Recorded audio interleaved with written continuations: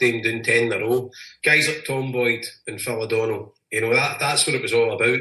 As much as we loved Larson and Bratback for scoring the goal, Henrik became one of us. But at the time, you've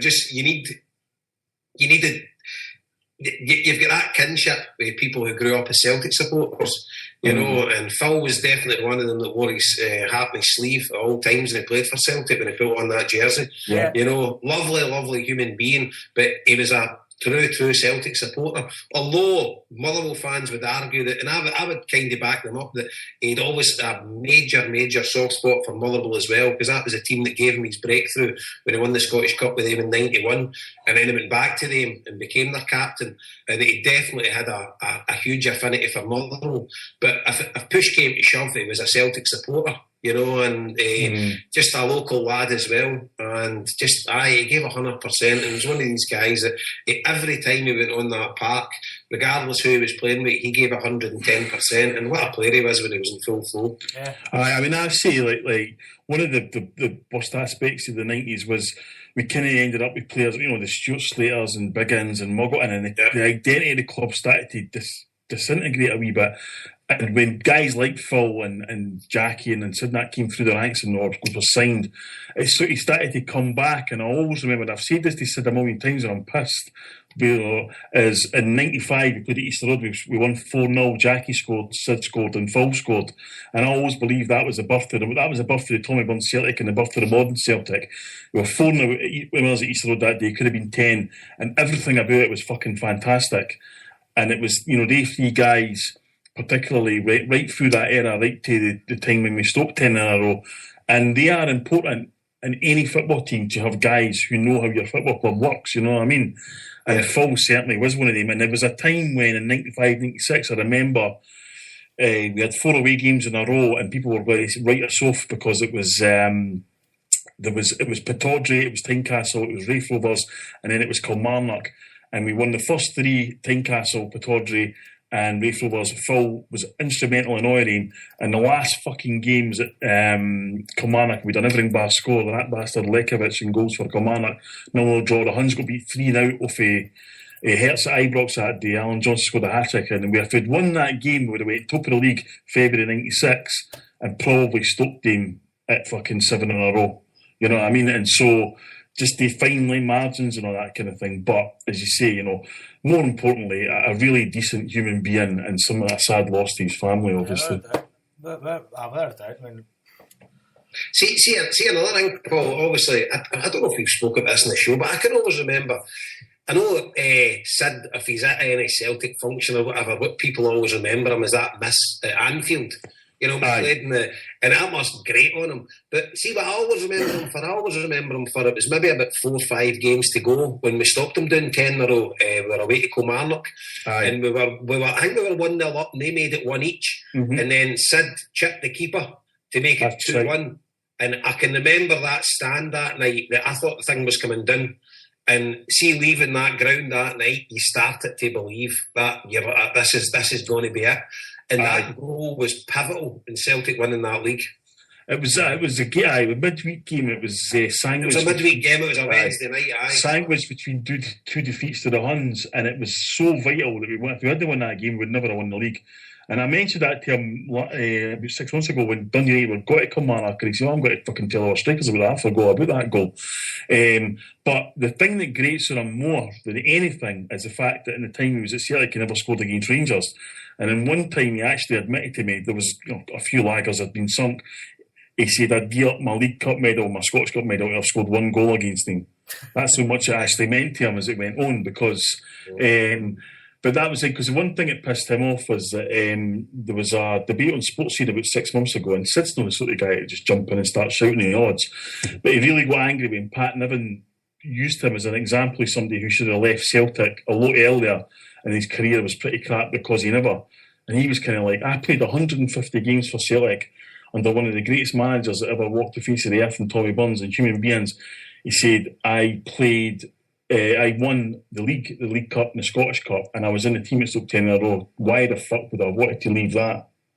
Do you know what I mean? And it's just, these kind of things. But I mean, it's good. I mean, these guys, I mean, they still understand, what Celtic's all about. Aye, the thing about Sid would be the first to admit he didn't grow up a Celtic supporter, but he became one of us as well. Absolutely. See, when we stopped the 10 in a row, there'd be nobody there as happy as him, and it's like he definitely became one of us. Yeah. Absolutely. And I think it got to the stage that him and Jackie had a kind of like telepathic understanding when they played. That was one of the great things that you seen that maturing as well. Well, if you look at he came to one of wasn't it the club I was in an album, it was another club. He was the guest at one of dinner dances. When at the time when players used to get a player at every dinner dance, and I think the player, I can't remember. I think the players got a bit mental, and he said, and he says he had to go because he had to go. I've got to go ahead and let my dog out. That was his excuse to leave, but I think it was just that the place was going a bit tonto. Was it a big dog?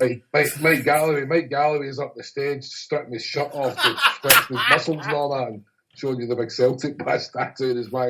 Donnelly just went, I'll wait a minute, I'm out of here. Like, no, it's going a bit mad. I can tell you one as well, Jackie McNamara in O'Brien's. You might have been there, Paul, in fact.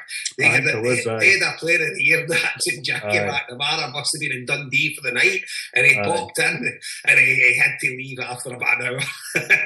It just wasn't a suitable venue for Jackie. Don't get me wrong, it was before mobile phones and cameras and stuff. It wouldn't have been the best for me. I've seen him in there. It's funny though, because you talk about like Sid. I mean, Sid could and probably should have scored the goal that stopped 10 in a row at Dunfermline until that fucker Boltonbridge fucking equalised.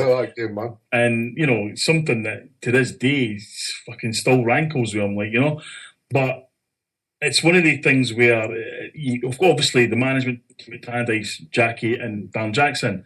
And Jackie would say, you got to score about this. He could have been the guy who says, I fucking crossed the ball for Stubbs for the equaliser against the Huns last minute. I crossed the ball for fucking Harold back to score a second goal. And he's the one that's... And then they'll always argue it. And then Dan Jackson will say, and just remember, it took me fucking 3 years to win a league at Celtic. It took me one.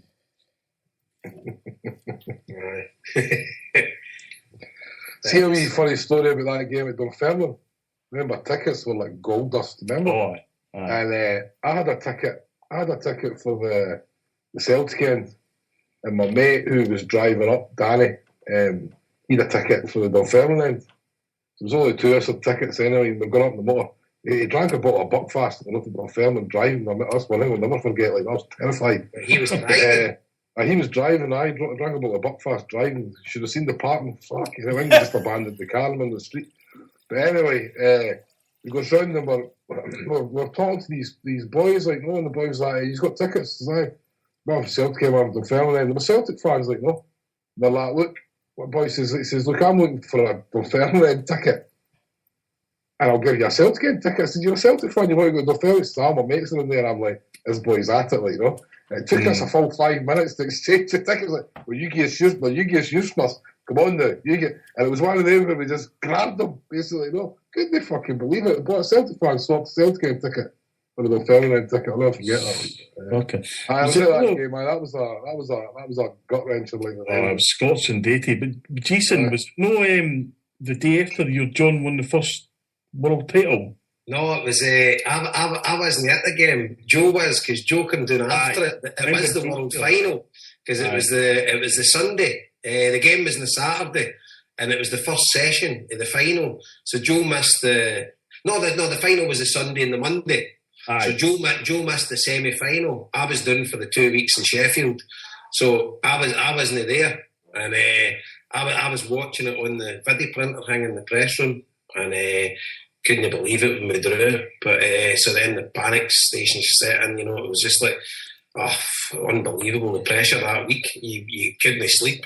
It was just, that was horrendous. And I can remember going into a big mate of mine, I got him a ticket, he came up from England, and he was sitting in with us, and my dad, God rest him, he was there with John and Joe, and we were at different bits on the ground, and I can always remember going into the Celtic Supporters Association before it, and Big Harry turned around to me and he says, nobody's even talking in here. I says, I know.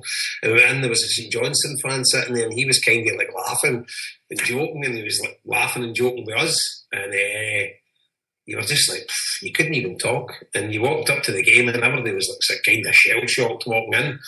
And I'll never ever forget, at the game, obviously when Larson scored the early doors to settle the nerves, they had that chance at Georgia Boyle. I think it shaved somebody's head. The cross went in. And so then it was just after half time, I went to the toilet. I couldn't handle it. And I was down the stairs in the toilet. And I can always remember Jerick Prosley for Belfast that used to play with Celtic reserves. I came out of the toilet. I heard all this. Because when you were in the toilet, see if Celtic scored, all you heard all these chairs going back. You didn't hear any like roaring or anything. And I came out and I was like, I was thinking that the Huns were getting beat or something. When I walked out, they were away to Dundee United, was it? And it was Tannadice they were playing. And I says, are they getting beaten? DJ was like, no, it's 2-0. I missed the second goal. And then it was just party central. I was burst out greeting then, and it was just like, it was just the best ever. It was just unbelievable, man. So amount of tears get that day, but it was just, that was the most important game ever. Probably for me, going to watch Celtic, it was the most important. It meant that much to everyone else, and it was just that couldn't happen, that 10 in a row just couldn't happen. Well, no, we'll get it. But then again, just as well, it also coincided with what you told me was one of the best days in your life, watching John on the pitch, like. Aye. At half time, absolutely. Aye, the full crowd singing his name, unbelievable. I seen the picture in the cross cage you showed me. I was like, that's phenomenal. Right? Aye, that's some lifetime stuff. We're at 25 to 10. This is the longest show we've done this year, I think. Aye, me and Jason both said we were on the clock. Aye, I know. The Signal brothers going like, we won't last. We won't last the distance. So will we go good and bad? Good and bad. I think we should go good and bad, and then New Year's promises, I suppose. Resolutions. Or New Year's hopes. Resolutions, I don't know, because sometimes New Year's resolutions never get resolved. I mean, so good and bad. Who's going to go first? Jason. Oh, no, actually, no, Paul. Paul wasn't here last week. Paul. Which one do you want first? Up to you. Bad is simply drawing 0-0 against Ross County. It should never be acceptable for Celtic and Isney, and hopefully we'll be rectified soon as. It's true. Jason, yourself? Bad. I think maybe some of the fans' reaction to the game against Ross County, I think it's a bit over the top, and I think the team's gone no too bad at the minute. Me, like? No. You amongst others. I fucking suck it. Okay, Harper, you're bad then? My bad is just today. Kind of agree with Jason. I'm pissed off that I'm pissed off. Really, I genuinely am, because I really want Dialect to be a success, but I'm just pissed off the way things have gone at the minute. I'm pissed off. I'm just feeling a bit down about it. I don't know if it's all because I had 3 hours sleep the last fucking 2 days, but I'm just pissed off. It's probably some sort of extended gin fear that you've had over the Christmas now. No, I'm feeling a lot better now because I've had some gins. See, I've got a bottle for Christmas. Bottle of Dingle for County Kerry. Oh, stuff is gorgeous, man. They make gin in Kerry? Dingle gin. I think it's export only. Somebody got it for Vicky at the airport for me. Somebody wants the security. The airport. I've got a contact at Dublin Airport now. The elite lifestyle of David Harper. Aye. I mean, drinking gin from the Kerry Mountains. Is there mountains in Kerry? I think so. Gorgeous, man. Really is. It's expensive gin when it's got a cork in the top. It's got a cock in the top? Aye, and a cork. Okay. Nearly had mine in it.